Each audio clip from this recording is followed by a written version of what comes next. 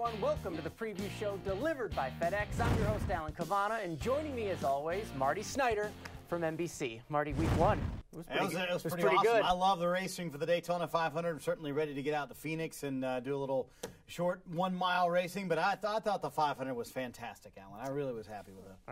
Not just because Junior won, I thought the racing was terrific. All right, let's begin. Let's head out west. The NASCAR Sprint Cup Series heads to Phoenix International Raceway, and your point leader by winning the Daytona 500 is Dale Earnhardt Jr. This will be the first week we see NASCAR's new rules package for the car, specifically those new ride height rules. And Marty, Phoenix is far different from the high banks of Daytona. Correct.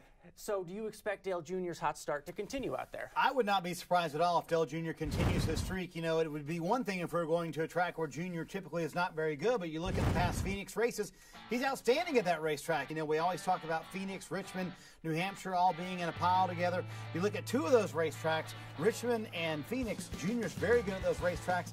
Led laps in both races last year. Wouldn't be surprised at all if he would even pull off back-to-back wins, but he'll be very solid this weekend at a minimum. All right, that brings us to this week's FedEx social pick of the week. We want to hear from you. How do you think Dale Jr. will do out in Phoenix? Will he get a top 5, finish in the top 15, or finish outside the top 15? You can vote on that at NASCAR.com/social. Phoenix will also be the first time the NASCAR Sprint Cup Series tries out the new group qualifying format. This is a totally new way of determining the lineup for Sunday's race. Marty, this will take some time for us to get used to, for fans, for teams, for drivers. Do you anticipate teams struggling with this, or some of them at least, and really affecting where they start in the race? Well, and that's a great question. The teams had tons of questions. In fact, they had so many questions. NASCAR was getting people to come up to them individually in Daytona and say, well, what do we do about this? What do we do about that? That NASCAR scheduled a league-wide conference call on Tuesday of this week, and they got all the questions out there. Everybody got to ask all the questions they wanted to. But the bottom line for the fans, Alan, is that it's going to be fun to watch. And I think that's the biggest key. It's going to be fantastic to watch.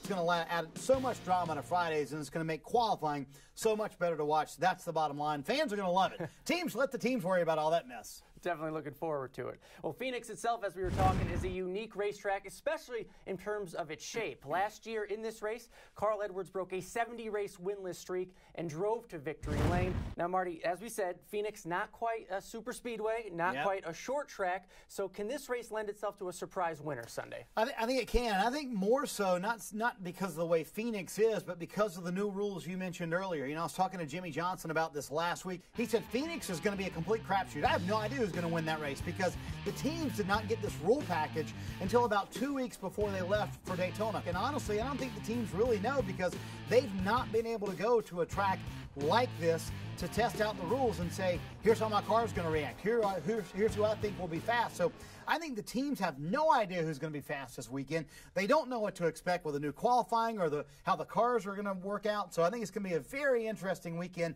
And yes, I think we could see a surprise winner this weekend. Wouldn't shock me at all. And if teams aren't sure what to expect, it's going to make this next segment a little hard because who are you picking to win then? We're trying to tell you who we think will win. You know what? I'm going to go with what I know. And at this racetrack, I know Cavanna is excellent.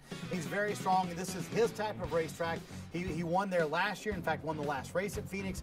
Always strong when it comes to these flat 1 mile racetracks. Always strong at Richmond. So I'm going to go with Kevin Harvick because I think that's a very safe pick. And I think this weekend, if you're building your fantasy team or you're trying to pick the winner, go safe. Just go with the guys who are always going to run well. They'll find their way to the front. We may have a surprise winner, but the guys who are very safe picks, that's a good bet this weekend. Well, with so many unknowns in the crapshoot that you mentioned, I'm going to go with Jimmy Johnson because when everything is on the table, it's called a layup. Well, exactly. I mean, they have to learn all these new things. You have to go with the team that is the expert at that, and that's Hendrick Motorsports, and then you have Chad Knaus and Jimmy Johnson on top of that. So when you're learning all this stuff, I say go with Jimmy Johnson. And they're one of those teams that you normally take the Monday and Tuesday off in Daytona. They went to Nashville to test. They spent 2 days there trying to figure out this new rules package. So good call by you. All right, well, should be an exciting race on Sunday. Thank you for joining us for the preview show delivered by FedEx.